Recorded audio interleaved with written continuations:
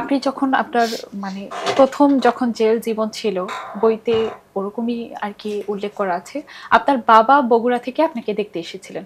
তখন দুই পাশেই লোহা দেওয়া ছিল, মাঝখানে জায়গা, অনেক জোরে জোরে কথা বলতে হতো।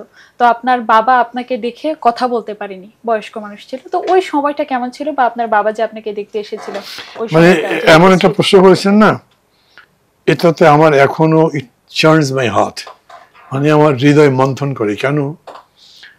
আমার বাবা একজন নিম্নবিত্ত মানুষ ছিলেন, স্ট্রাগল করেছেন, ছেলে মেয়েদের লেখাপড়া শিখিয়েছেন। আমাদের পরিবারে কেউ কখনো জেলে যায়নি, আমি প্রথম।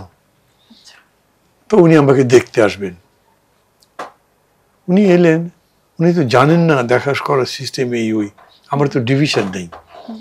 ডিভিশন পেলে দর্শনার্থীকে ভেতরে এনে সামনাসামনি দেখানোর ব্যবস্থা আছে। আমি তখন এমন কেউ ছিলাম না, ছাত্রলীগের সেক্রেটারি, তারপরে আবার ডিভিশন নাই।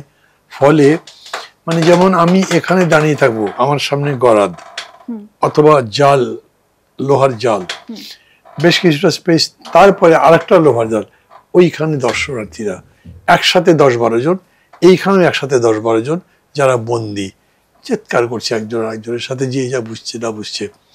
তা আমার আব্বা খুবই বয়স্ক মানুষ ছিলেন বলে উনি নিজে কথাও বলতে পারেন নাই। আমি দু একটা কথা জিজ্ঞেস করেছি, উনি কিছু শোনেন কিছু শোনেন না, তারপরে তার চোখ দিয়ে পানি পড়তে থেকেছে। আমার আব্বা অনেক আগে মারা গেছেন, অনেক আগে। মানে এখন ওই কথা মনে হলে না আমার মনে গায়ের মধ্যে আগুন জ্বলে যায়, যে এরকম কেন হবে। বাট এটাই তো চলছে। এবং সেদিন আমার বাবা এরকম করে ফিরে গেছেন, আজকেও অন্যের বাবা একইভাবে কিন্তু লাঞ্ছিত হচ্ছেন, অপদস্থ হচ্ছেন, ফিরে যাচ্ছেন। আপনার বড় আপাও আপনাকে দেখতে এসেছিলেন? বড় আপাও মারা গেছেন। মানে এটাও আর একটা ইমোশনাল ইভেন্ট বা ইমোশনাল টাচ। কেন, কি কারণে জানি না, আমার গ্রেপ্তার হওয়ার কয়েকদিন আগে থেকে প্রায় আমাকে ফোন করতেন। সবসময় পেতেন, আমি তো পালিয়ে থাকতাম। যখন যোগাযোগ হতো বলতো, না খুব খারাপ স্বপ্ন দেখেছি আমি, তোর কি একটা হবে, তুই সাবধানে থাকিস। আমি বললাম, আপা সাবধানে থাকার আর কি আছে, আমি তো আছি সাবধানে।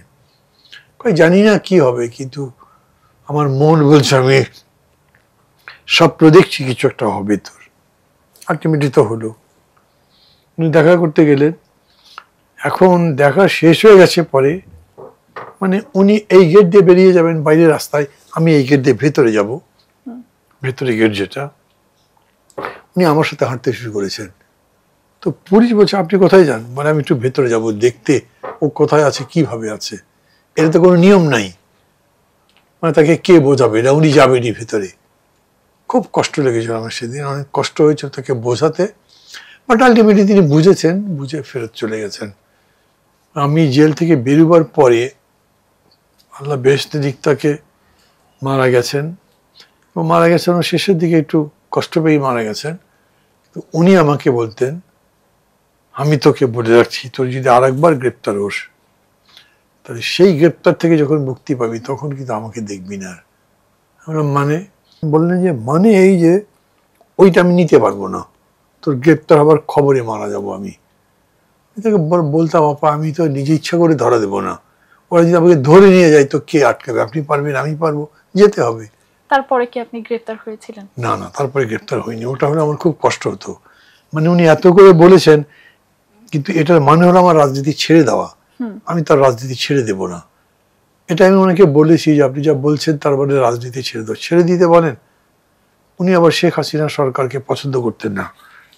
উনি বলতেন, না আমি তো এই সরকারকে পছন্দ করি না, তার বিরুদ্ধে তুই আন্দোলন করছিস ঠিক আছে, কিন্তু গ্রেপ্তার হওয়া চলবে না, আমি তাহলে পারবো না। এইরকম আর কি।